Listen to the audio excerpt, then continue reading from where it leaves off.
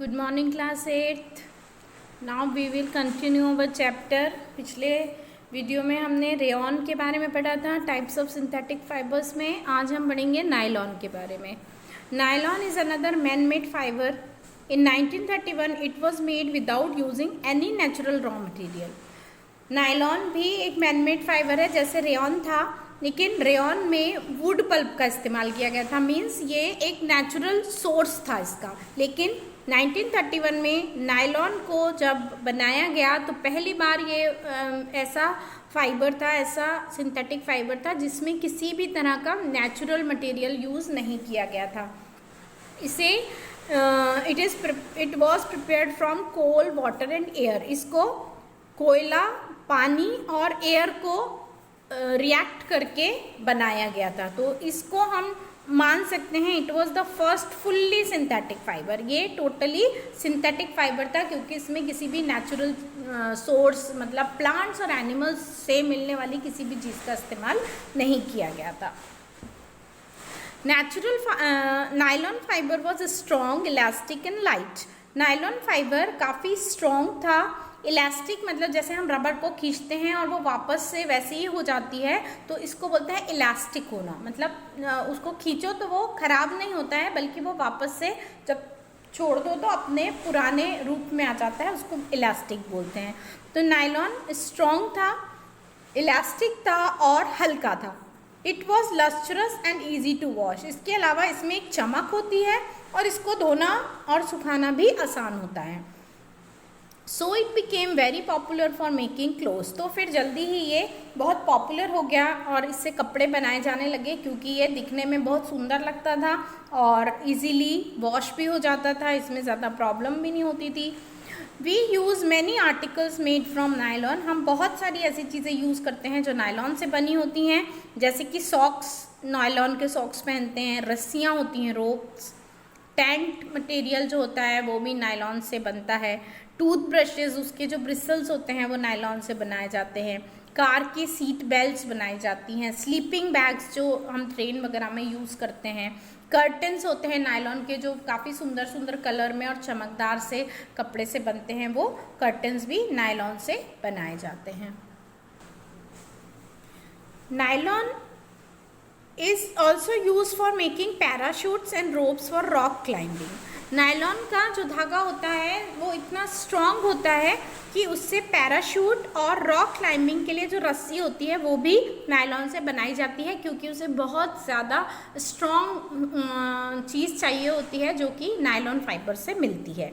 Nylon thread is actually stronger than a steel wire. Nylon का धागा steel wire से भी ज़्यादा स्ट्रॉन्ग होता है। और इसको जानने के लिए यहाँ पर एक एक्टिविटी दी गई है जिसे आप रीड करेंगे, पढ़ेंगे। ज़्यादा मुश्किल नहीं है, इसमें खाली धागे को बांध बांध के देखा गया है कि वो कितना वज़न उठा सकता है और नायलॉन का धागा कितना वज़न उठा सकता है और स्टील का वायर कितना वज़न उठा सकता है। तो इसको आप रीड कर लेंगे।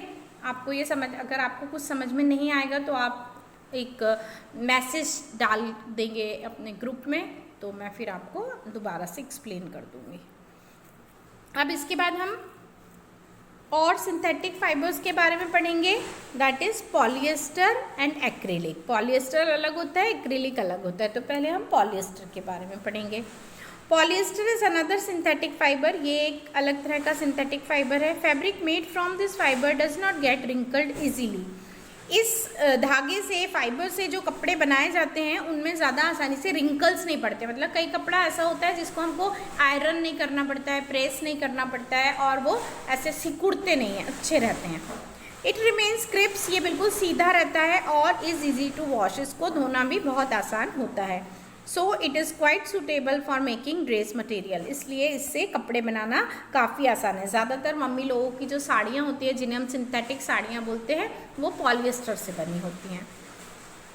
You must have seen people wearing polyester shirts and other dresses. आपने बहुत बार देखा होगा लोगों को पॉलिएस्टर के शर्ट्स और ड्रेसेस पहने हुए। टेरिलीन भी एक तरह का पॉपुलर पॉलिएस्टर है।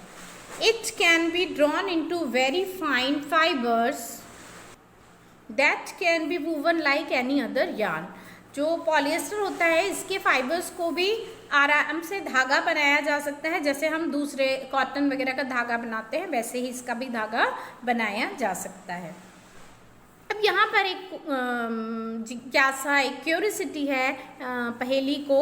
माई mother always buys PET bottles and PET jars for storing rice and sugar. मेरी मम्मी हमेशा पेट की बॉटल और पेट जार्स खरीदती है चीज़ें स्टोर करने के लिए। तो ये पेट क्या है?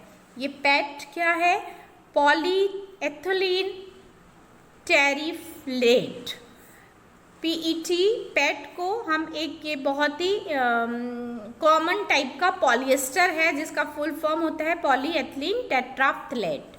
It is use for making, इस तरह के पॉलिएस्टर का जो पेट बनाया जाता है जिससे उसका इस्तेमाल बॉटल्स, बर्तन, फिल्म्स, वायर्स और बहुत सारी चीज़ें जार्स वगैरह बनाने के लिए किया जाता है। Polyester is actually made up of repeating units of a chemical called an ester. Ester नाम का एक केमिकल होता है, उसकी बहुत सारी यूनिट्स को जोड़कर पॉलीएस्टर बनाया जाता है। एस्टर्स वो केमिकल्स होते हैं जिनकी वजह से फ्रूट्स में स्मेल आती है। Fabric are sold by name, like आप कभी मार्केट गए हों तो दुकानदार बहुत सारे कपड़ों के नाम बताता है, बोलता है ये पॉली कॉटन है, पॉली वूल है, टेरी कॉटन है, टेरिकॉट है। टेरिकॉट के शर्ट्स आप स्कूल यूनिफॉर्म में पहनते हो। तो ये सारे जो नेम होते हैं ये क्या होता है, इनमें दो तरह का कपड़ा मिलाया जाता है। जैसे पॉलीकॉट है तो उसमें पॉलिएस्टर और कॉटन मिलाया जाता है, टेरिकॉट है तो उसमें टेरिलीन और कॉटन मिलाया जाता है। इस तरह से दो धागों को मिलाकर ये कपड़ा बनाया जाता है। अभी हमने पॉलिएस्टर के बारे में पढ़ा, अब हम एक्रिलिक के बारे में पढ़ेंगे। हम सर्दियों में, विंटर्स में स्वेटर्स और शॉल यूज़ करते हैं और ब्लैंकेट्स भी यूज़ करते हैं। ये ज़्यादातर वूल से नहीं बने होते, नेचुरल वूल से नहीं बने होते हैं, लेकिन ये वूल जैसा ही एक और सिंथेटिक फाइबर होता है जिसका नाम होता है एक्रिलिक, उससे बने होते हैं। ज़्यादातर जो बाजार के स्वेटर्स होते हैं जो घर में मम्मी लोग बुनते हैं वो तो वूल से बने होते हैं, लेकिन ज़्यादातर जो बाज़ार में मिलते हैं रेडीमेड स्वेटर्स होते हैं वो ज़्यादातर एक्रिलिक से बने होते हैं। अगर जो नेचुरल सोर्सेस हैं, मतलब शीप से जो वूल बनाया जाता है वो जब मार्केट में मिलता है तो वो काफ़ी महंगा होता है, जबकि जो एक्रिलिक से बनने वाले स्वेटर्स होते हैं वो उसके कंपेयर में सस्ते होते हैं। तो वो ज़्यादा अच्छे कलर्स में, वैरायटीज़ में मिल जाते हैं और उन्हें धोना आसान होता है, वो ज़्यादा समय चलते हैं, ड्यूरेबल होते हैं और उनको कीड़े भी नहीं काटते हैं, इसीलिए वो ज़्यादा कॉमनली मिलते हैं और लोग उन्हें पसंद करते हैं। क्लास 7th में आपने एक एक्टिविटी पढ़ी थी जिसमें नेचुरल और सिंथेटिक फाइबर को जलाकर बर्निंग करके देखा गया था। तो हमने उसमें क्या ऑब्जर्व किया था कि जब जो एनिमल्स वगैरह से मिलने वाला जो फाइबर होता है उसको हम जलाते हैं तो उसमें बालों के जलने जैसी स्मेल आती है, जबकि जब सिंथेटिक फाइबर को जलाया जाता है तो वो बिल्कुल अलग तरह से बिहेव करते हैं।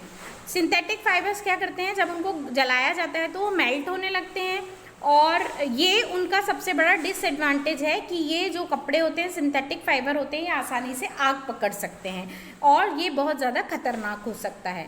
ये फैब्रिक मेल्ट होता है और बॉडी से चिपक जाता है।